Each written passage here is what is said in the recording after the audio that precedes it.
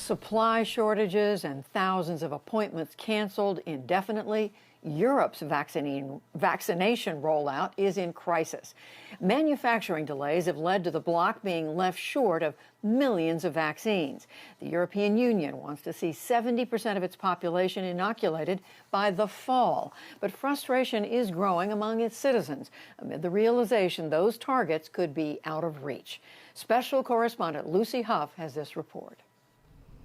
It was a race to set up this vaccine facility in the suburbs of Paris on time. By the first week of February, the centre was due to welcome hundreds of people to receive their first dose. But the vaccine supplies never arrived, and those appointments cancelled. The white tents here for now stand empty, and for the staff, it's a waiting game. Nous avons 800 personnes qui sont préinscrites. We have 800 people on a waiting list to get vaccinated here. The site was built in just 72 hours, ready to meet the demand of those who wanted to get the shot and be protected. But now the government can't give us a date of when we might be able to open our doors because they don't know how many doses they'll get and when. Le nombre de doses qui seront disponibles. It's a story repeated across Europe. A mass vaccination programme that was due to begin with nursing homes, health workers and the elderly, but is now stalled due to manufacturing delays. The supply shortages have left many vulnerable citizens scrambling to find an appointment. 78-year-old Peter Wilkitsky in Berlin should have been one of the first in line in his country's rollout. I cannot predict when it will be my turn to be vaccinated, and I have no possibility even to apply. I must wait until I get the invitation by the health services. They will probably inform me in the next 2 months.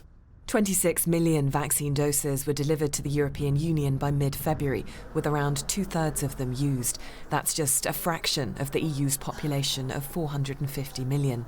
All three of the vaccines authorised for use, Moderna, BioNTech, Pfizer and Oxford AstraZeneca, have cut deliveries in the first quarter. Pfizer has not yet delivered around 10 million doses that were due in December, leaving the bloc a third short. Rates of production at European sites across the board have been unable to meet demand. Ursula von der Leyen, European Commission President and German herself, has admitted mistakes were made. It is also a fact that today, in the fight against the virus, we are still not where we want to be. We were late to authorize. We were too optimistic when it came to massive production. And perhaps we were too confident that what we ordered would actually be delivered on time. It's led to a standoff between the EU and pharmaceutical giants, with delays set to continue for at least 2 months, whilst production capacity on the continent is ramped up.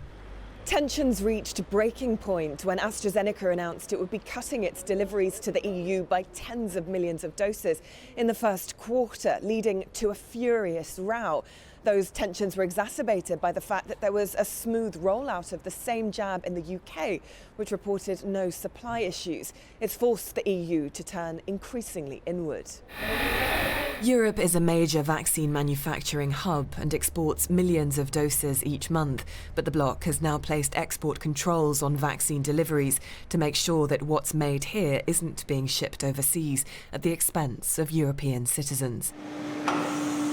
Those new export controls, coupled with the issues of supply, are beginning to be felt beyond the EU's borders. Vaccine exports to Canada this month have been slashed.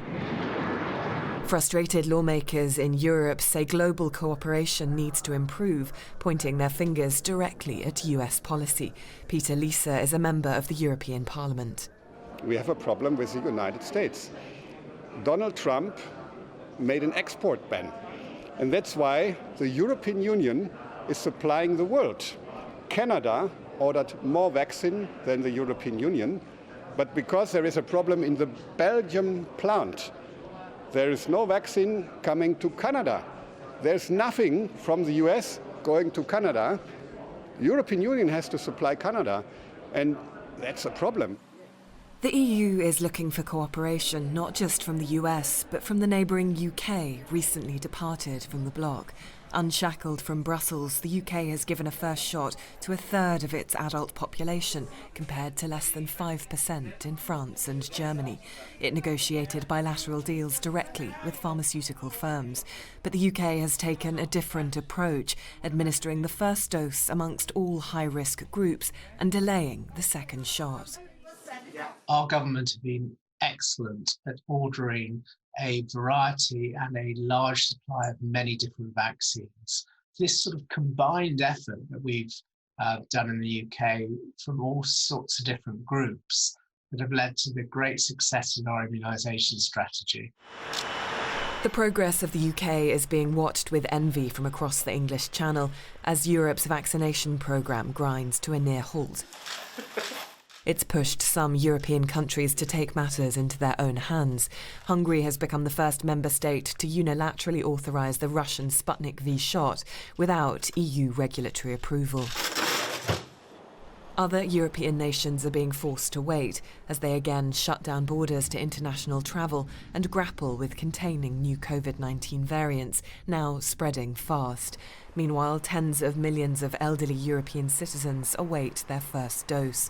Weeks of idle and empty vaccine centres like this one in Paris could come at a heavy economic and human cost. For the PBS NewsHour, I'm Lucy Hough in Brussels.